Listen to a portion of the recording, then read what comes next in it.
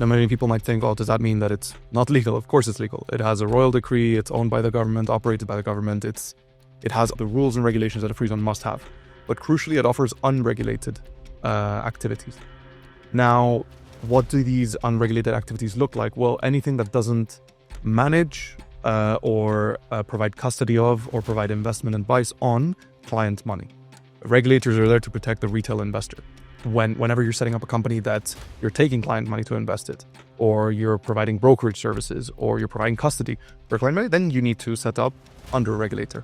When you're just doing it for yourself, often these non-regulated free zones are the best option.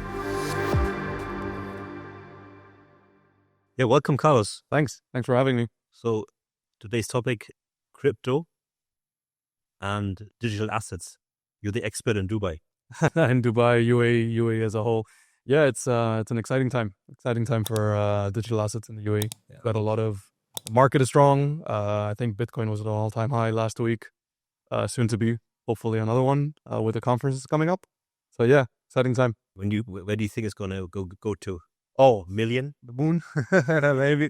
No, to be honest, it's, there's a limited amount left.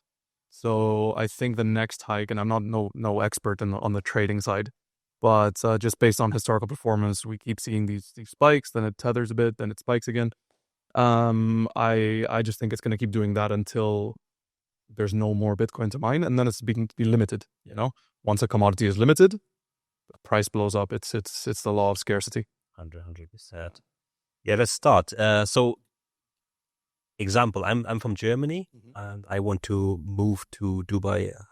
I'm doing personal trading. What do I need to do, and how can I do it? Is it that easy?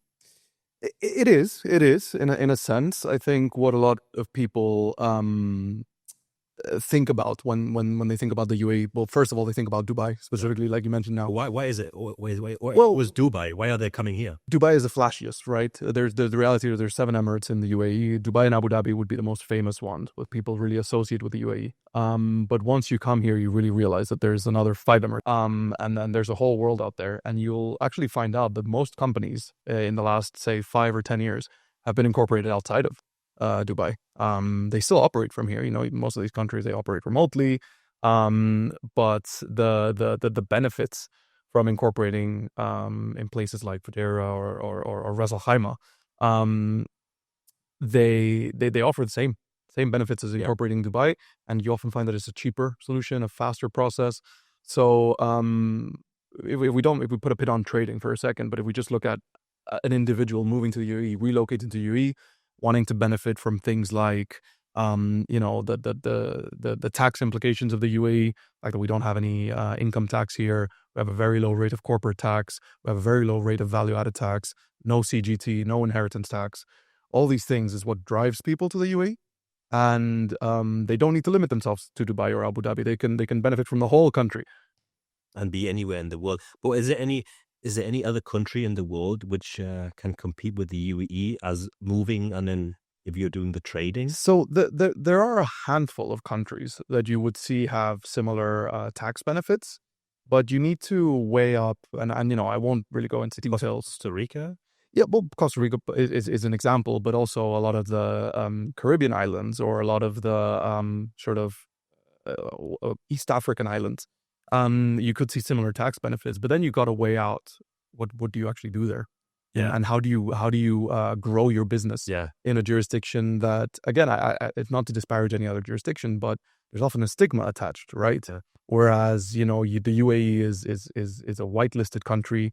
There's heaps of international investment in this country.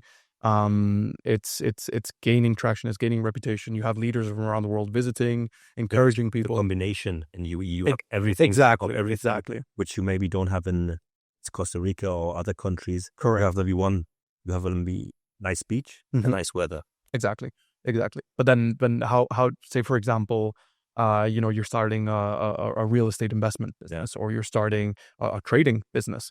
How do you go to clients and tell them, send me your money, trust me, when my office is 5 minutes away from the beach? Yeah, and your address shows. Exactly. Exactly. I know myself, when you see this years ago, I think, Yeah. You don't have Yeah, exactly. where am I sending your money to? You have, Market yeah. agency or? And they are whitelisted as well, but they still have that stigma attached. And the UAE is sort of a completely different ballgame. The UAE, Dubai, Abu Dhabi, Ras Al Khaimah, you're looking at emirates and cities that really are competing with the likes of Singapore or Hong Kong or other expat hubs. And that's really where you want to be looking at the comparison. But people still, like, when I have the calls with the clients, they still prioritize UAE. Mm-hmm. They don't usually name another country. Just yesterday I had a call with one, South Africa. He said UAE or Singapore. Good thing. But I think Singapore and Hong Kong also get much harder to get the residency. Yeah. So think about the UAE as any of these expat hubs, let's say 20, 30 years ago, in terms of the accessibility. But they are like them now in terms of the infrastructure and the ease of doing business. Also, geographically speaking, the UAE is just much closer to where you're from, or to where I'm from, Yeah, or to many of where our clients are from. In the 7 hours flight. Correct, direct. You have to relocate to Hong Kong or Singapore. You're talking 12 hours, 13 hours, and it's just not as easy. I don't have the blue sky area. You don't have the beautiful blue sky. But also, it's not only about the time it takes you. There's also about the time difference.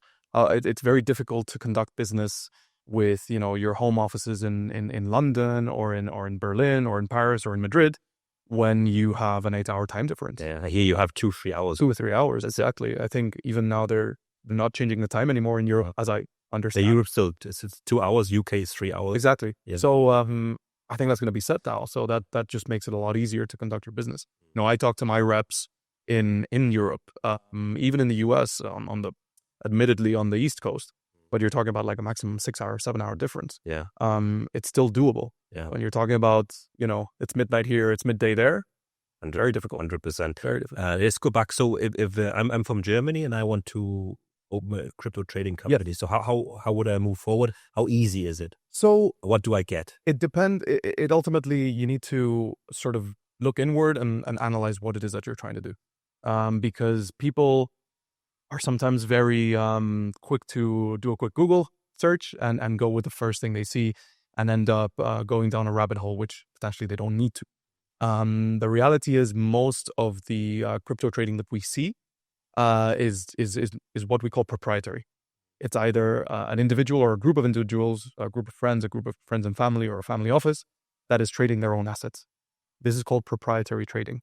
So for this, it is actually very straightforward to get a license to carry out this activity in the UAE.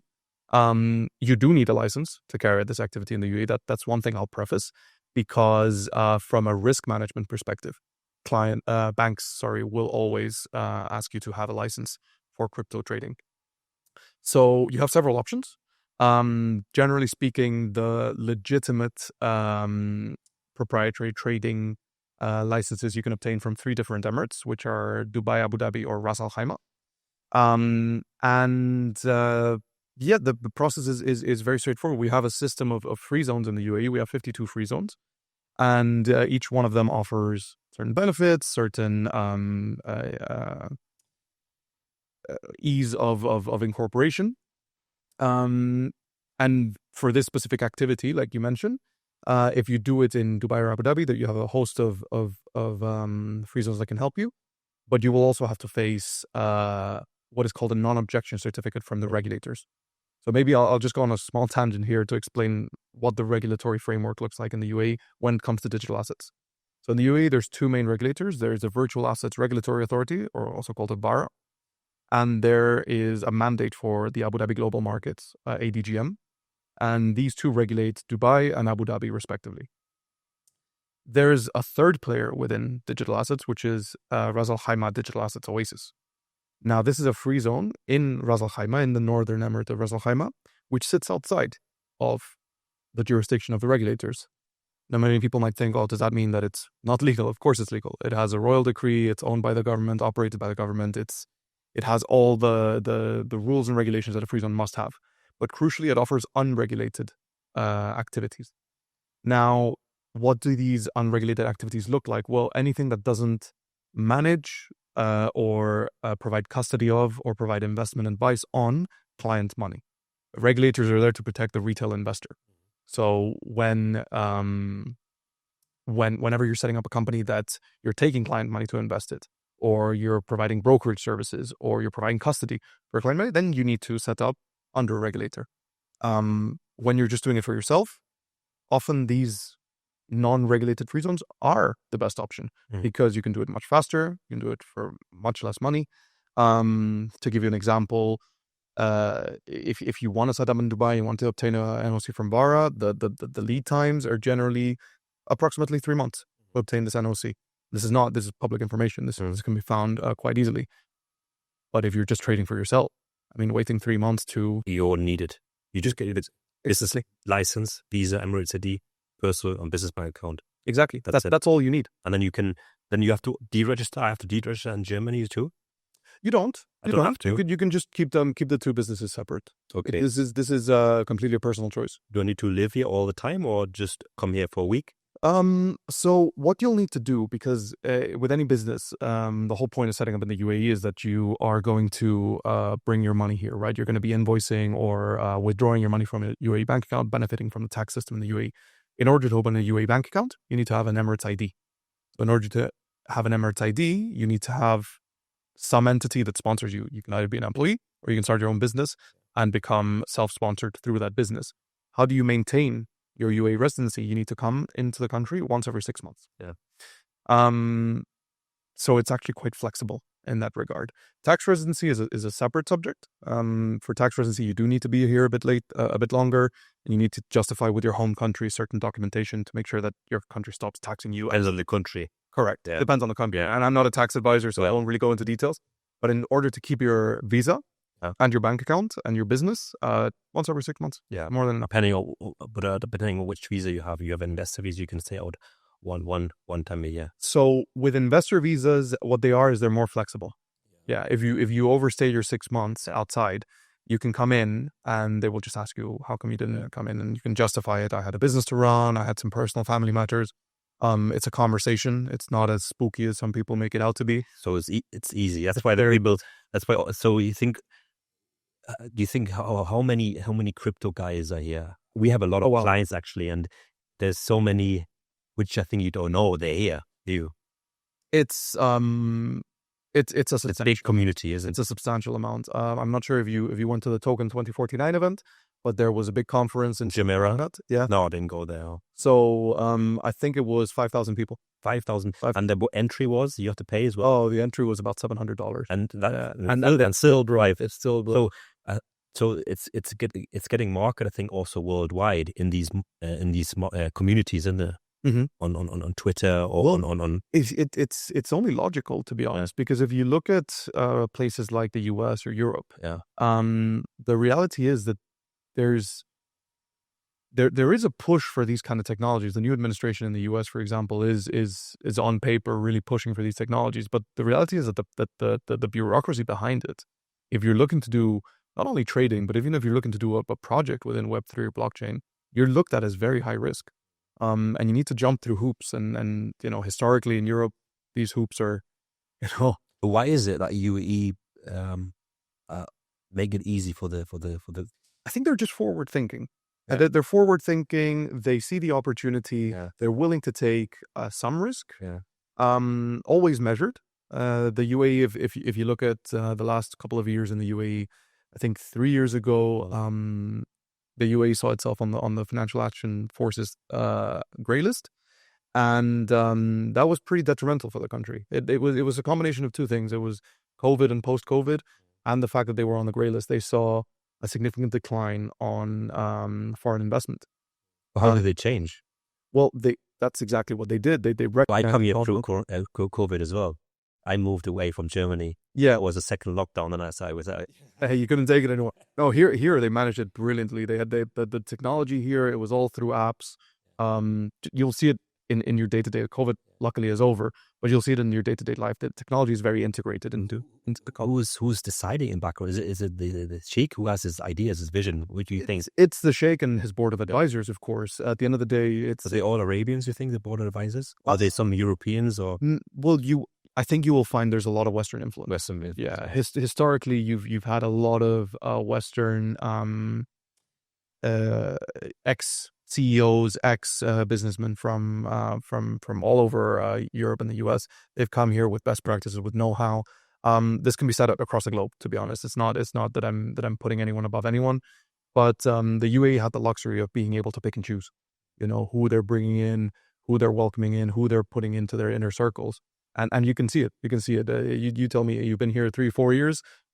How clean is the city? How organized is the city? How safe is the city? Yeah, other countries are fighting in the end, you know. So, do you trade yourself personally? I do. Personally, I don't have a company myself because How do you do it? How do you set it up with your payouts and stuff? Well, for me, it's actually very straightforward. For me, I have my account in Binance, and I have another one in M2. Yeah. For me, these are the top exchanges that I would personally recommend. Not that I'm endorsing them, but I would personally recommend them.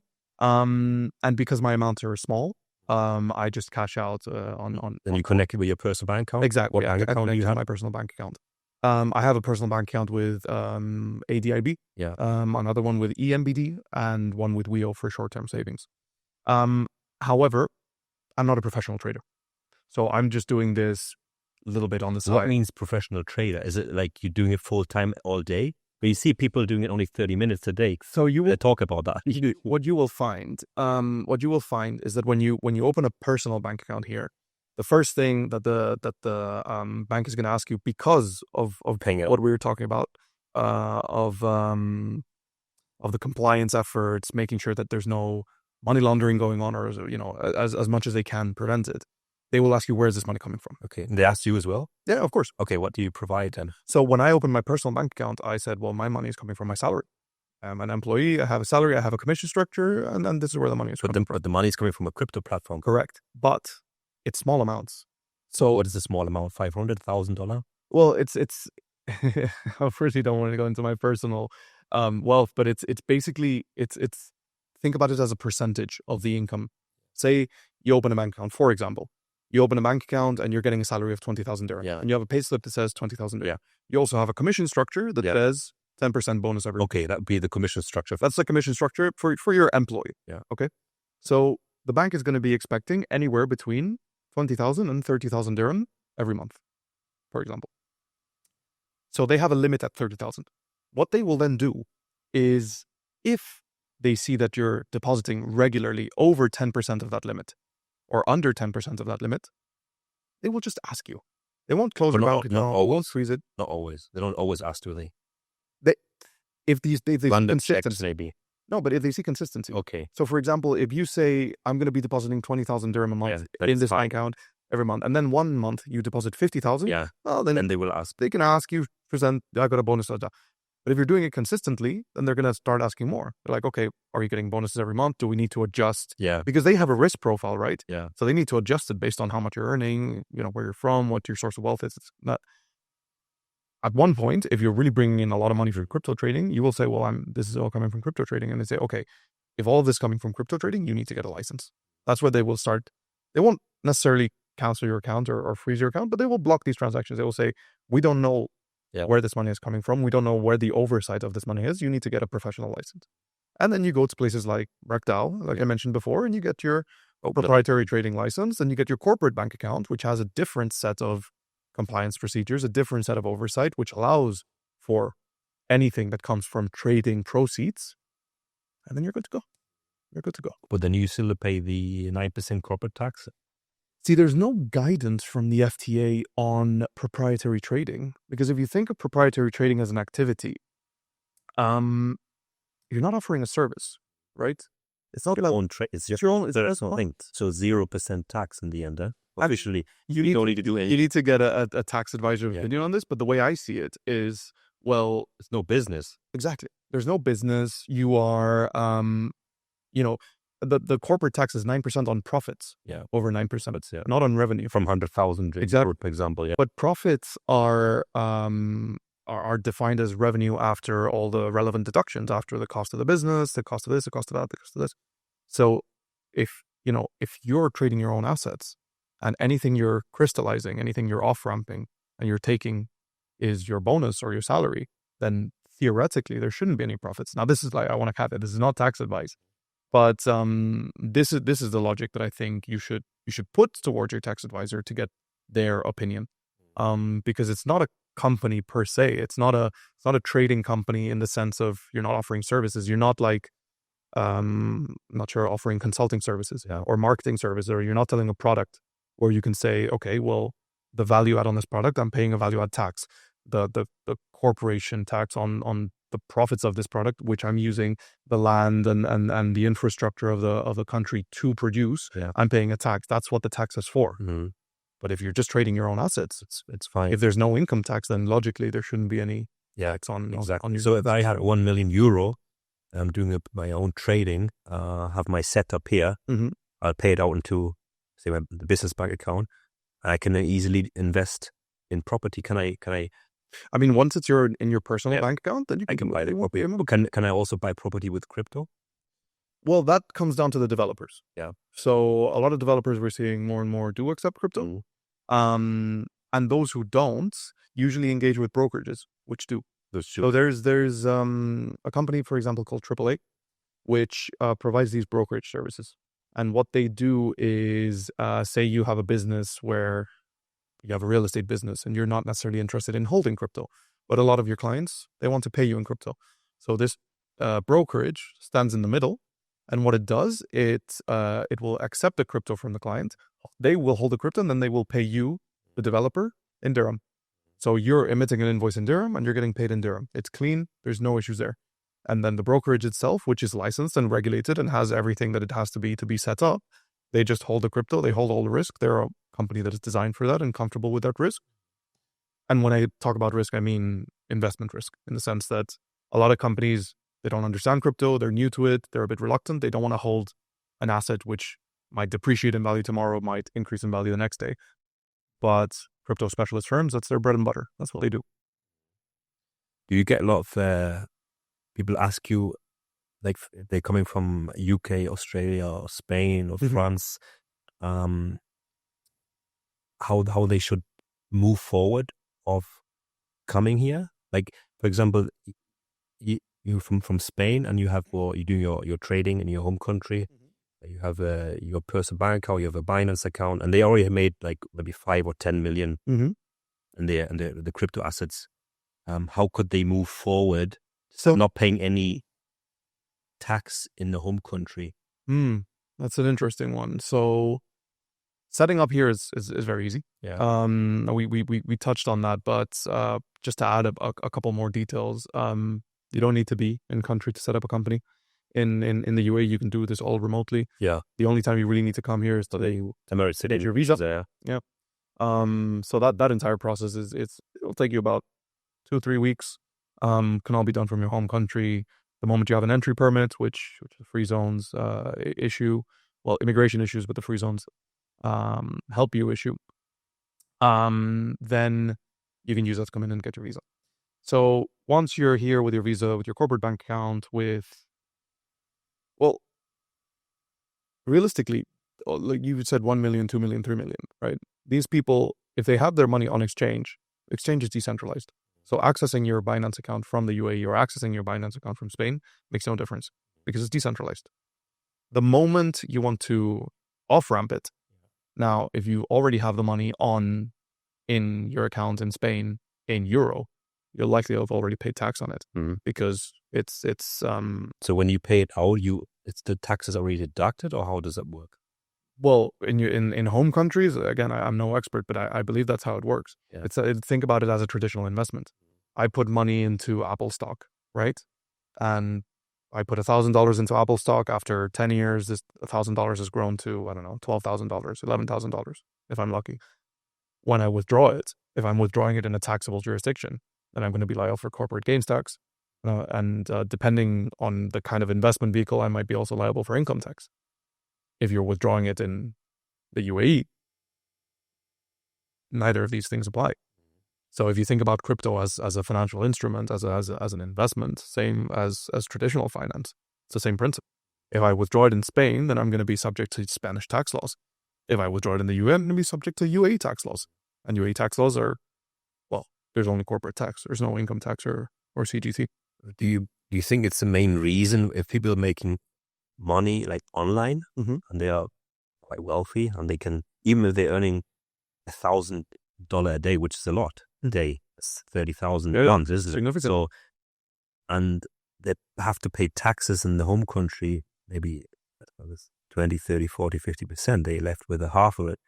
Does it make sense for everyone actually to relocate and get the residency in another country where they have the tax benefits and still they can live anywhere if they wanted to?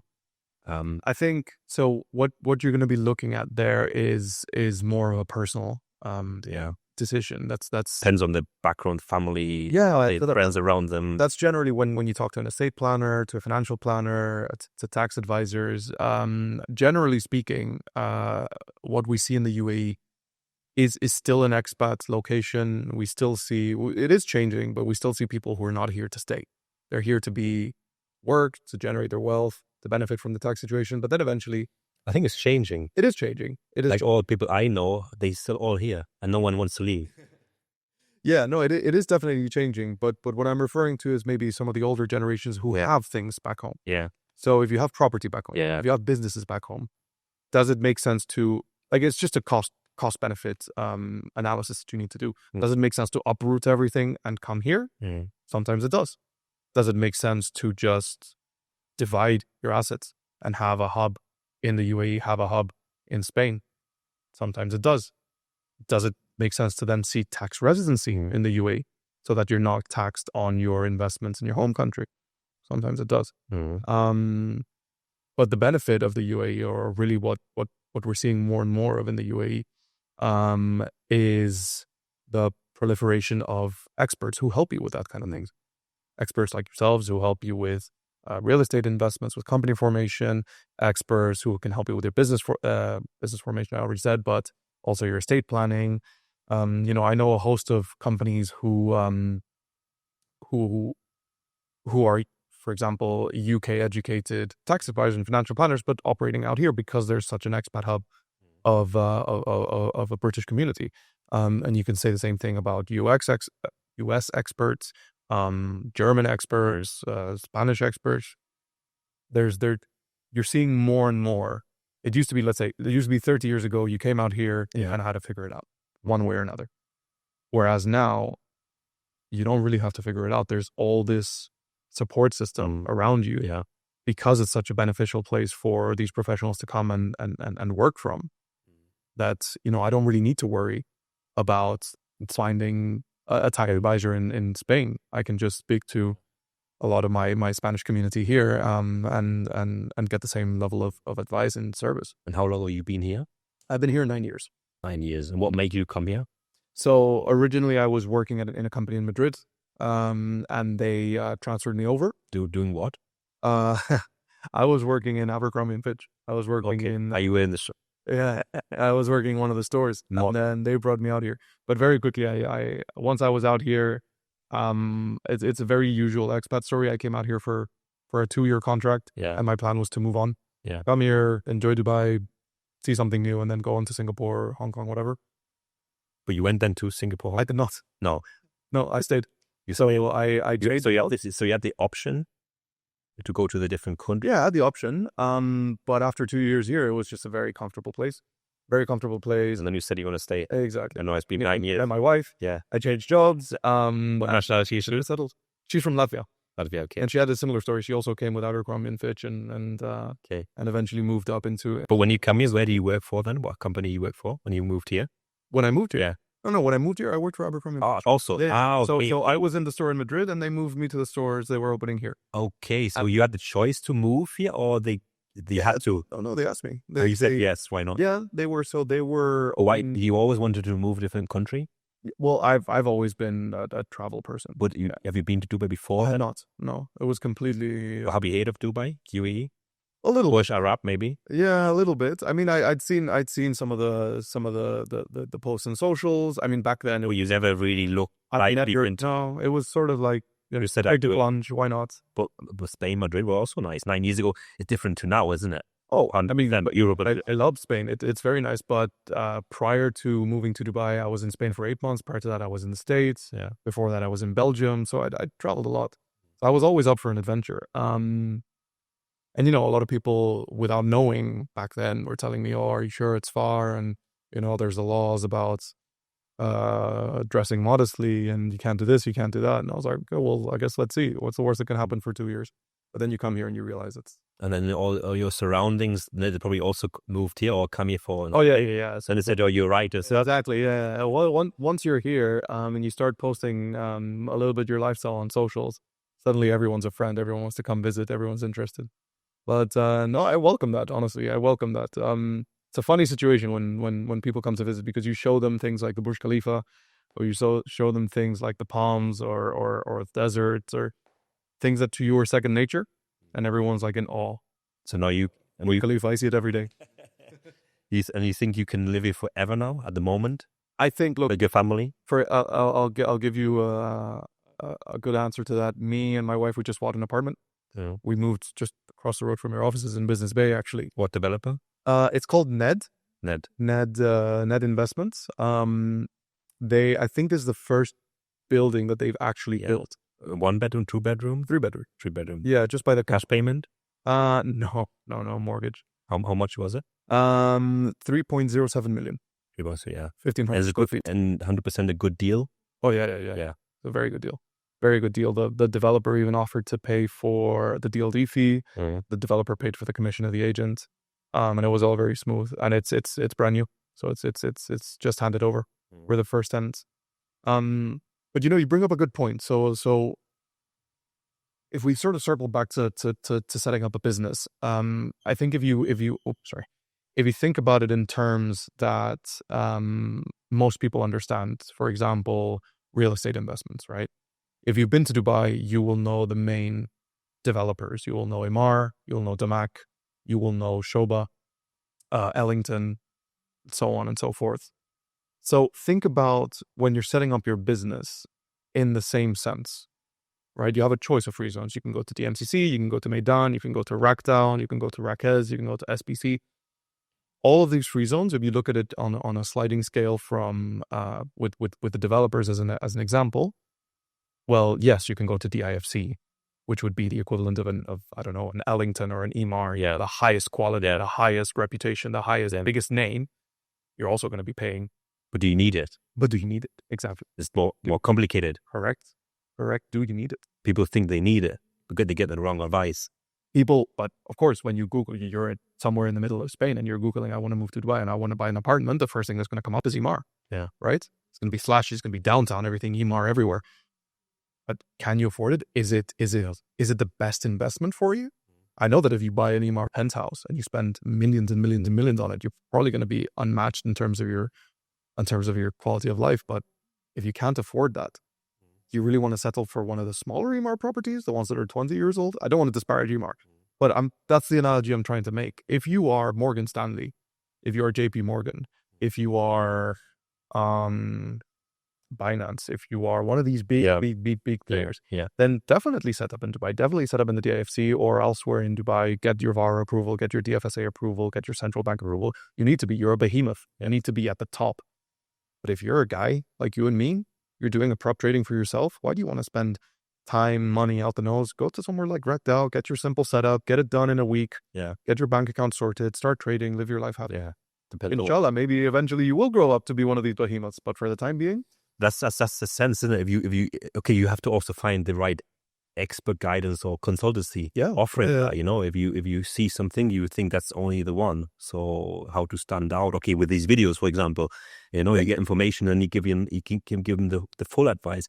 Me too. When I was coming here 4.5 years ago, I was asking a lot of people, but no one really gave me the right advice, And my first license was in rack freezer. I did everything myself. Crazy experience, but without that, I wouldn't be able to do what I'm doing now. Oh, yeah. But still, you didn't know who to go to, and in the end, I got the wrong license with the wrong activities. The bank account took 4 months, because I got 3 activities, but it didn't make sense because I got the wrong advice. They said, you can do anything. Wow, crazy. and I did it. And then you learn over time. Actually, wow, you can do a lot of things wrong by not getting the right information. You can get into tricky situations. Like I said, this is not. It's not like it's not the wild west out here anymore. There are ESR requirements, there are compliance requirements, and you need to be serious about your business. And that's why, you need to work with people like yourselves who've been here, who've done it themselves even, but it was also assisted hundreds and hundreds of clients and gotten has a track record of showing, well, these are my Google reviews, these are my my clients. Speak to them, tell them let them tell you what their experience was. The one thing I always recommend to people when they're coming out here is do your due diligence.